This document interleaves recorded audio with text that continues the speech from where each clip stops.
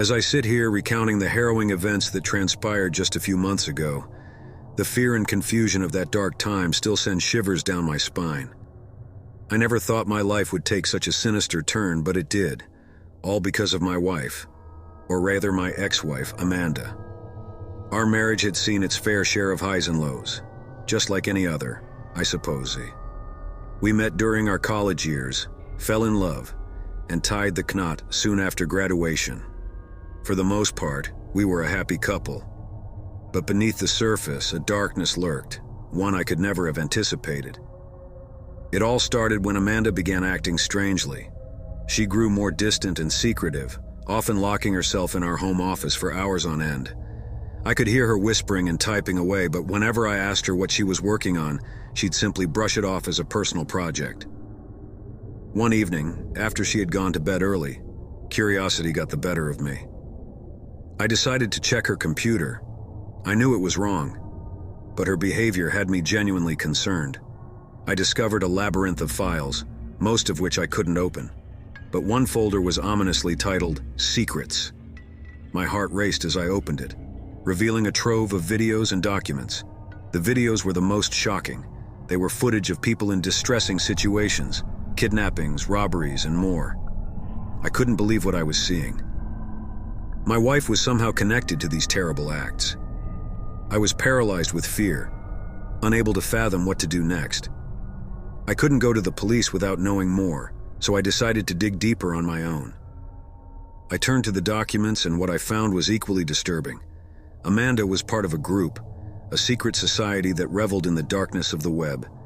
They had a sinister plan to kidnap unsuspecting victims, record their torment, and upload the videos to the dark web for a profit. I was left with a gnawing pit in my stomach. My wife, whom I'd known for so long, was apparently an active participant in a nefarious organization. The realization was overwhelming, and I struggled to reconcile the woman I thought I knew with this new, horrifying reality.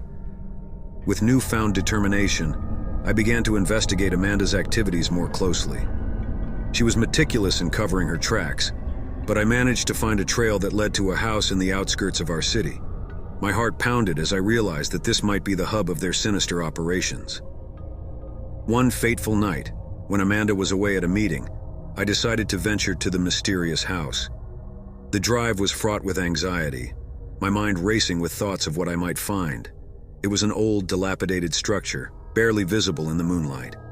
I parked my car at a distance and approached on foot, my heart pounding with each step. The house was eerily quiet. I moved closer, my footsteps almost inaudible on the overgrown path. Peering through a cracked window, I could see a dimly lit room filled with computers, monitors, and equipment that looked eerily familiar. This was where they prepared and uploaded their sinister content to the dark web. As I watched, a chilling realization dawned on me.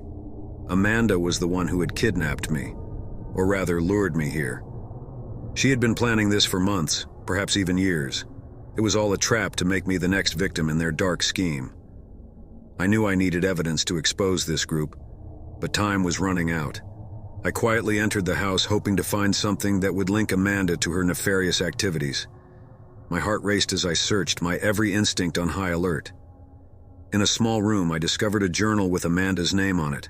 The entries contained details about the group's operations, including their targets and their twisted motivations. I knew I had the evidence I needed, but I couldn't risk getting caught. With the journal safely in my bag, I slipped back out of the house and made my way home. The days that followed were a blur of anxiety and paranoia. I knew I couldn't confront Amanda directly. She had no idea that I had discovered her secret life. Instead, I began to gather information on the group, determined to bring them to justice. I contacted a close friend who worked in cybersecurity. With his help, we traced the group's online activities and discovered the dark websites where they were uploading their twisted videos. We also uncovered their extensive network of contacts, all hidden behind layers of encryption and anonymity. My friend and I collected our evidence and took it to the authorities, who were initially skeptical. However, the information we provided was too substantial to be ignored.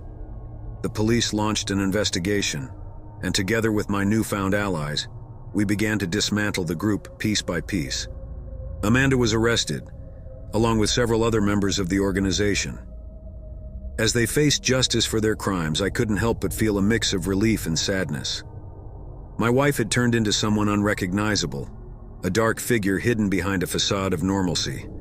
In the end, justice was served, and the victims received the help they needed to heal from the trauma inflicted upon them. My life would never be the same again, and the scars of that experience would linger. But I was grateful to have exposed the darkness hiding in the shadows of the web, and to have played a part in bringing it to light. As I sit here, years removed from those harrowing events, I often wonder how easily darkness can seep into the lives of even the closest of couples. I've learned that one must always be vigilant, for you never truly know the secrets that may be lurking behind the person you think you know best. But the story doesn't end here. The investigation into the dark web group opened up a new chapter in my life. Over time, I became an advocate for online safety and a voice for the victims of cybercrimes. I worked with law enforcement agencies, sharing my experiences and knowledge about the dark web's sinister underbelly. As I delved deeper into the world of cybercrime, I also realized that Amanda had been a victim herself.